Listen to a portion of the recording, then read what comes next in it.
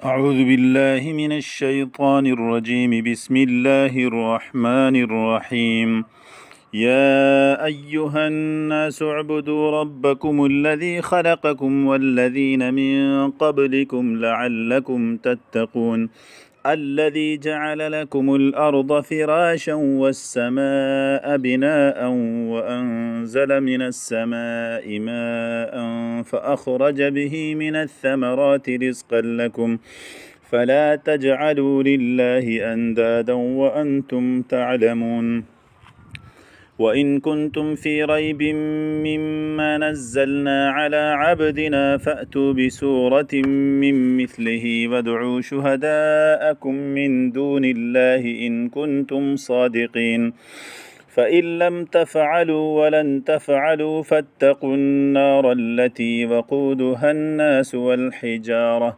أعدت للكافرين صدق الله العظيم۔ ناظرین، آیت نمبر 21 سے لے کر 24 تک آج کے درس میں ہم پڑھیں گے۔ تو اس میں خلاصہ اس کا یہ ہے کہ جس طرح ہم شروع میں بیان کر رہے ہیں کہ سب سے پہلے خالص مؤمنین کا ذکر تھا قرآن کی جو ہے کچھ آیات کے اندر، اور اس کے بعد جو ہے کچھ آیات کے اندر جو ہے کافروں کا ذکر تھا، اور اس کے بعد جو ہے تھوڑا ذرا تفصیل سے منافقین کا ذکر تھا۔ تو 20 آیتوں میں 3 گروہوں کا اللہ نے ذکر کیا، اور 3 گویا کہ انسانوں کی شکلیں بنائی، اور گویا کہ 3 مختلف قومیں جو ہیں آپ سمجھے اس کا ذکر کیا تھا۔ اس کے بعد سب کو خطاب کرتے ہوئے اللہ نے فرمایا لا الہ الا اللہ محمد الرسول اللہ پر کیا کرو، عمل کرو، اس کی تصدیق کرو، اس کا اقرار کرو اور اس کے مطابق عمل کرو۔ یہ صرف لا الہ الا اللہ محمد الرسول اللہ کا ان 21 سے لے کر آیت نمبر 24 تک اس کا بیان ہے۔ وہ کس طرح ہے؟ یا ایھا الناس اعبدوا سے لے کر وانتم تعلمون تک اللہ نے اپنے عبادت کرنے کا حکم دیا کہ مجھے ہی معبود مانو، یعنی تمہارا معبود صرف میں ہی ہوں۔ یہ لا الہ الا اللہ کا بیان ہے، اور پھر اس کی دلیل بھی دی کیوں میں تمہارا معبود ہوں، وجہ کیا ہے، 1 وجہ، 2 وجہ، 3 وجہ، 4 وجہ، اس طرح وجوہات اور دلائل بھی دی اس کی۔ اور یہ آیت نمبر 21 اور 22 2 آیتوں کے اندر یہ بیان کیا۔ اور پھر آیت نمبر 23 اور 24 میں رسالت کو بیان کیا، محمد الرسول اللہ، محمد صلی اللہ علیہ وسلم اللہ کے رسول ہے۔ وہ کس طرح بیان کیا؟ فرمایا کہ تمہیں اگر اس کتاب کے بارے میں شک ہے جو ہم نے اپنے پیغمبر کے اوپر نازل کی، اگر آپ شک کر رہے ہیں، آپ یہ سمجھتے ہیں کہ پیغمبر اپنی طرف سے بات کر رہا ہے، تو آپ یقین کیجئے یہ اللہ کا ہے، اللہ نے اس پیغمبر کے اوپر اس کو نازل کیا ہے، اور یہ اللہ کا پیغمبر ہے، اس کو پیغمبر مانو، اس پر نازل شدہ کتاب کو، اس کی جو ہے نا اللہ کی کتاب مانو۔ یہ رسالت کا اس بات ہے۔ اگر تم کہتے ہو نہیں تو پھر ٹھیک ہے، اس کے مطابق تم بھی فصیح و بلیغ ہو، اس طرح کوئی آیت لے کے آؤ۔ تو اس طرح یہ خلاصہ ہے اس کا۔ تو 21 اور 22 کے اندر کلمہ توحید کے پہلی شق کا لا الہ الا اللہ کا بیان ہے، اللہ کے معبود ہونے کا بیان ہے، اور 22 اور 23 اور 24 آیت کے اندر محمد الرسول اللہ یعنی نبی کریم صلی اللہ علیہ وسلم کی رسالت کا بیان ہے۔ یہ اس کا خلاصہ ہے۔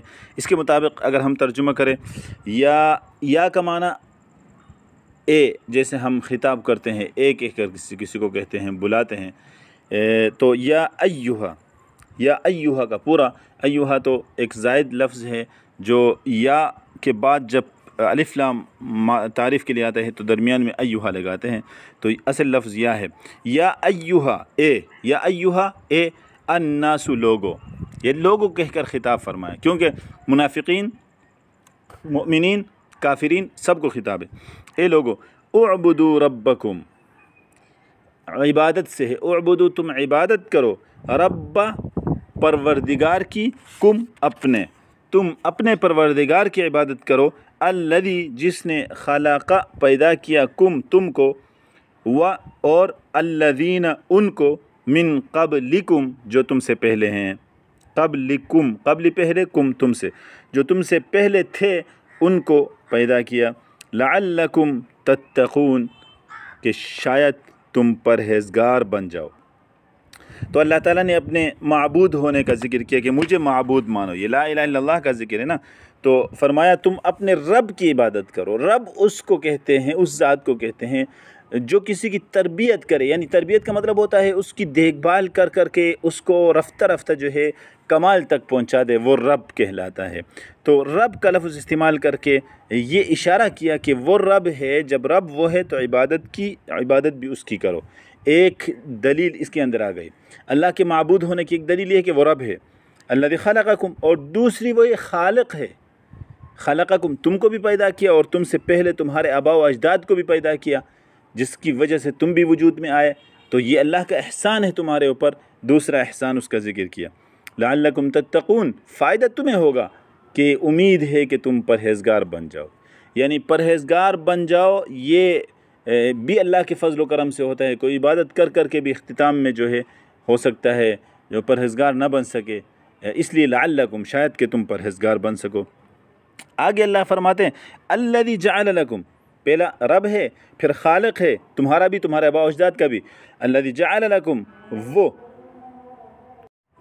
वो जिसने जअला बनाया, लकुम तुम्हारे लिए, ल का माना होता है लिए, कुम का माना तुम्हारे लिए बनाया। किसको? अल अर्द, ज़मीन को क्या बनाया? फिराशन, बिछोना बनाया।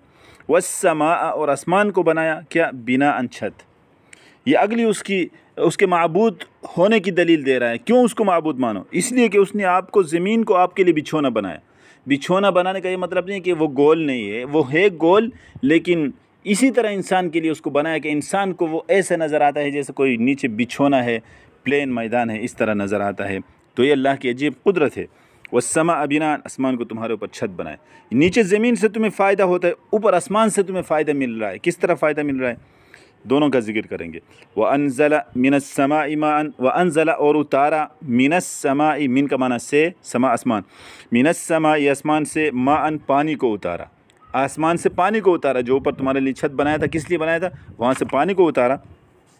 फ़अख़रज, फ़माना फिर, अख़रज निकाला, बिही उस पानी के ज़रिए, मिनस्समराति फलों में से बहुत सारी चीज़ें निकाली, रिज़्क़न खाने के लिए, लकुम तुम्हारे लिए खाने को बहुत सारे फलों को निकाला।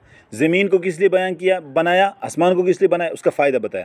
आसमान को इसलिए बनाया कि ताकि वहाँ से तुम्हें पानी आता है। ये आसमान से पानी आने का ये मतलब नहीं है कि वो पानी आसमान से आता है, बादलों से नहीं आता, बल्कि आम फ़हम में जो समझाने का अंदाज़ होता है, आसमान, हर ऊपर वाली चीज़ को आसमान कहते हैं, आसमान से आता है।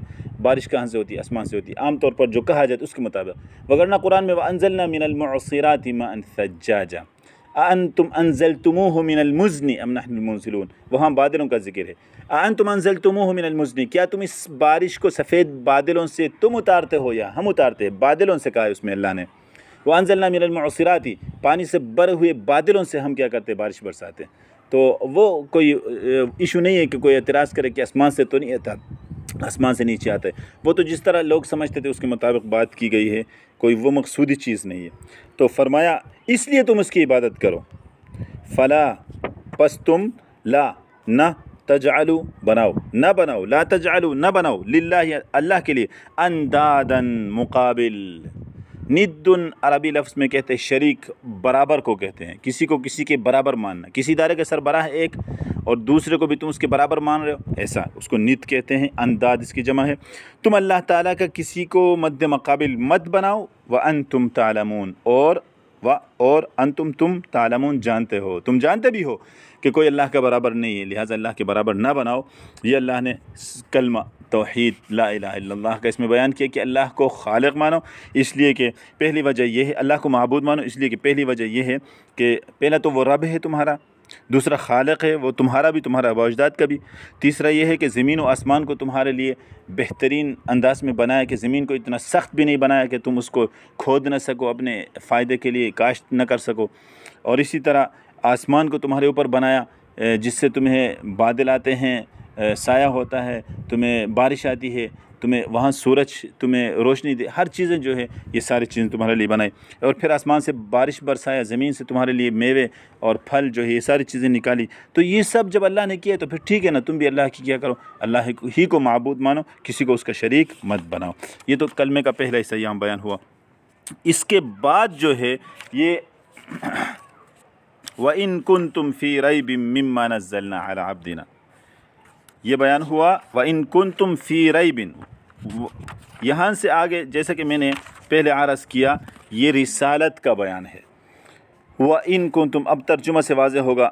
اور ان اگر کنتم تم ہو، کنتم تم ہو، فی میں ریبن شک، وَإِن كُنتُمْ فِي رَيْبٍ اگر تم ہو شک میں، مما من بارے میں، من کا معنی سے ہوتا ہے، یہ ہم بارے میں کہیں گے. مما ما کا معنی اس کلام کے بارے میں، مما اس کلام کے بارے میں، نزلنا جس کو ہم نے اتارا ہے، علی عبدنا اپنے بندے کے اوپر. اگر تم لوگ شک میں ہو اس کلام کے بارے میں جس کو ہم نے اتارا ہے اپنے بندے کے اوپر، فأتو تو لے آؤ، بصورت ایک صورت، من مثلہ اسی کی طرح، اس قرآن کی طرح پھر ایک صورت بنا کر لے آؤ. وَدْعُوا اور پکارو، شہداءکم اپنے مددگاروں کو، من دون اللہ اللہ کے علاوہ، اللہ کے علاوہ جن کو تم مددگار سمجھتے ہو، معبود سمجھتے ہو، ان کو بلاؤ وہ بھی تمہاری مدد کرے. ان اگر تم ہو صادقین سچے، اگر تم سچے ہو تو ان کو بلاؤ اور سب مل کر کے قرآن کا مقابلہ کرو. نہیں کر سکتے. فَإِن پھر، فَمَانَ پھر، إِن لَمْ تَفْعَلُوا اگر تم نہ کر سکو، لم مانا نہ، تفعلوا کر سکو، اگر تم نہ کر سکو، اگر تم یہ نہ کر سکو، وَلَن تَفْعَلُوا اور ہرگز نہیں کر سکتے، وَلَن تَفْعَلُوا لن کا معنی ہرگز، ہرگز نہیں کر سکتے. فَاتَّقُوا تو پھر ڈرو، النار اس آگ سے، التی جس کا وقودها جس کا ایندھن، جس کے جلانے کی جو لکڑی ہوتی ہے، لکڑی کی جگہ کیا ہے، الناس لوگ ہے، جس کا ایندھن لوگ ہیں، والحجارہ اور پتھر ہیں، اعدت جس کو تیار کیے گئے، للکافرین کافروں کے لیے. تو اس میں بتایا کہ یہ جو قرآن اللہ کے رسول کے جانب سے، اللہ کی جانب سے اللہ کے رسول پر نازل ہو، اس پر شک نہ کرو. یہ پیغمبر اللہ کا پیغمبر ہے، اس کی رسالت کو پر یقین کرو، اس پر نازل ہونے والی کتاب کو، اللہ کی کتاب تسلیم کرو. تو یہ کلمے کا پہلا حصہ دوسرا حصہ بیان کرنے کے بعد اگر پھر بھی تم اس کو تسلیم نہیں کرتے ہو اور پھر یہ مانتے ہو کہ یہ قرآن انسان کی جانب سے ہے، پیغمبر کی اپنی طرف سے ہے، تو پھر تم لاؤ اس کے مقابلے. نہیں لا سکتے ہو تو پھر کم از کم اس آگ سے ڈرو جس آگ کے اندر لکڑی ڈال کر اس کو نہیں جلایا جائے گا، اس کو تیز نہیں کیا جائے گا، بلکہ اس میں لوگوں کو ڈال دیا جائے گا، اور اس کی آگ میں شدت پیدا کرنے کے لیے پتھروں کو اس میں ڈال دیا جائے گا. لکڑیوں کے اندر اتنی طاقت نہیں ہوگی کہ اس آگ جو ہے آگ کو برداشت کر سکے، اس لیے پتھروں کو اس میں ڈال دیا جائے گا. اور بعض تفسیروں میں یہ لکھا ہے کہ پتھر سے یہاں ان لوگوں کی وہ مورتیاں اور بت مراد ہے، ان کی تذلیل کے لیے اللہ نے فرمایا کہ تمہارے یہ پتھر کے بنے ہوئے جو مورتی اور بت ہیں نا، ان کو بھی اس میں ڈال دیا جائے گا اور اس طرح اس آگ کو بھڑکا دیا جائے گا. تو یہ آج کا ہمارا درس تھا. اقول قولی ھذا استغفر اللہ لی ولکم ولسائر المسلمین فاستغفروہ واسترحموہ انہ هو الغفور الرحیم.